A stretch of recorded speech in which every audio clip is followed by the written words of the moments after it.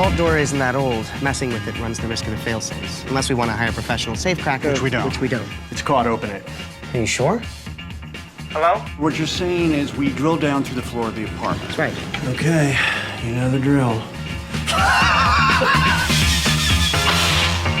Can't do this. I don't know where we are right now. We're in the heart of the American dream.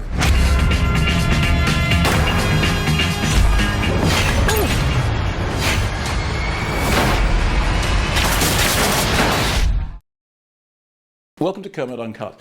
One of the questions I get asked most often as a film critic is, do you really have to watch all those films that you review? So the answer is, yeah, that's how you review them. And the second question is always, well, do you have to watch them all the way through? And I have a very strict rule about this. You have to watch a film all the way through if you're going to review it. There's no half measure. You can't half watch a film and then review it. And I'll give you a very good example of that. I've just come out of a screening. It's a new film coming out starring Nick Cage and Elijah Wood called The Trust. And it's really not very good at all. It's not very long. It's only 90-something minutes long. But I was watching the film. Before I went in, I read some press notes by the directors, directed by Ben and Alex Brewer. And this film is kind of a heist movie about police corruption. And they have a director's statement at the beginning of the press notes, which says, the theme of this movie is very important, and it will be wrought on every frame. It is an idea that should be kept in mind at all times while reading the script.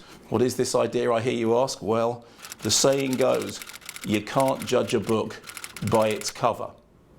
So, sat down to watch The Trust, a name I keep forgetting, and after about 15 minutes I realised it was a film that didn't really know where it was going, and Nick Cage was just doing that thing he does, which a whole bunch of ticks, and Elijah Wood was looking like he didn't really want to be in the film, and it wasn't really making any sense. It was kind of about police corruption, but it kind of wasn't. It was a kind of heist movie, and it kind of wibbled here. And then I started thinking, I don't know why I'm really watching this, because basically this is a straight-to-DVD movie. It's not going to have any life in cinema at all. Anyway, after about an hour and 10 minutes, at which point the film was really threatening to bore the life out of me, the projector broke down.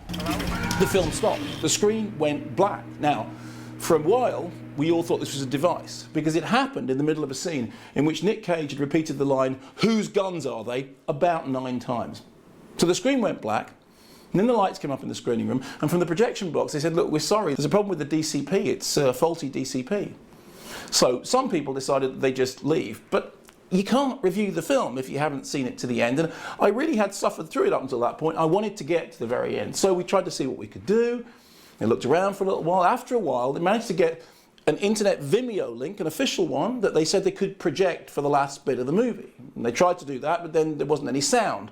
But then perhaps they could sync the sound with the sound from the failed DCP. And then finally, they managed to get the sound on the Vimeo link, and we all sat there for the rest of the 20 minutes of the film, which by now had actually taken something like 2 hours to play out.